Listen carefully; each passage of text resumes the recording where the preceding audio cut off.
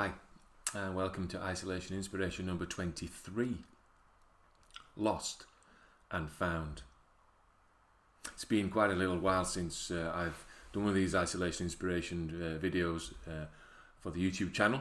That's partly because we moved house, and partly because the ability to do it was somewhat curtailed because I'd lost a key piece of technology.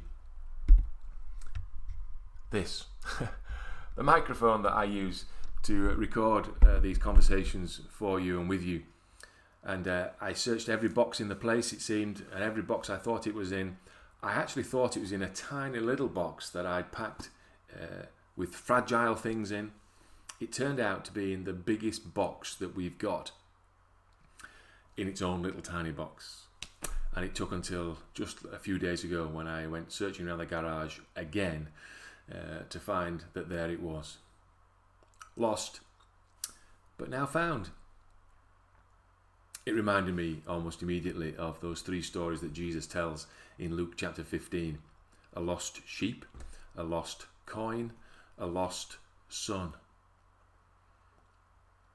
Reminded me that the whole gospel message is of a Saviour, the Saviour, who came to seek and to save that which was lost.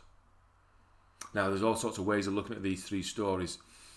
Some people look at it mathematically. They think it goes from 1%, one sheep out of 100, to 10%, one coin out of 10, to 50%, one son out of 2. And that the importance of what is lost is increased as the percentage goes up. Well, that may be mathematically true. I'm not sure it's the heart of the lessons that Jesus wants to teach. What he does want to teach, it seems to me, because it's repeated in all three stories, is that when that which was lost is found, there is great celebration. The shepherd calls his friends around. The lady who finds her coin calls her friends around.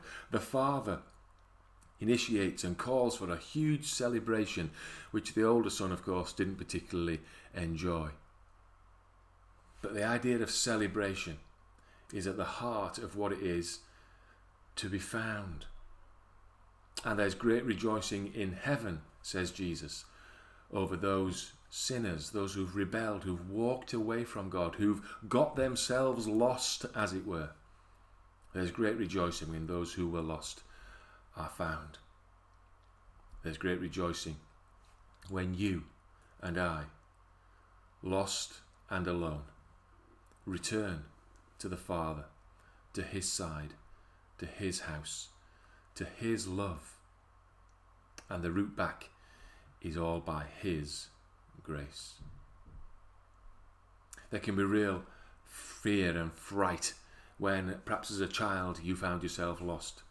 There can be real frustration when as an adult perhaps we find ourselves lost in a journey. Perhaps the sat-nav hasn't taken us to the right place. The signpost has suddenly stopped. There's frustration.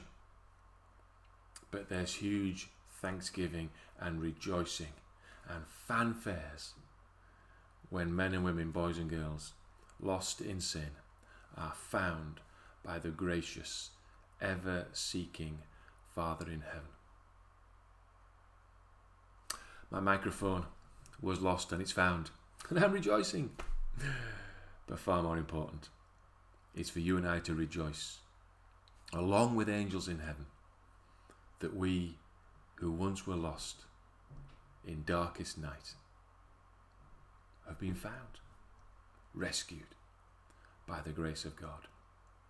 Even if perhaps you're still feeling a little isolated and not able to get out, you can rejoice today that you once were lost, but now am found, was blind, but now I see. All because of the amazing grace of God. May that inspire you even today.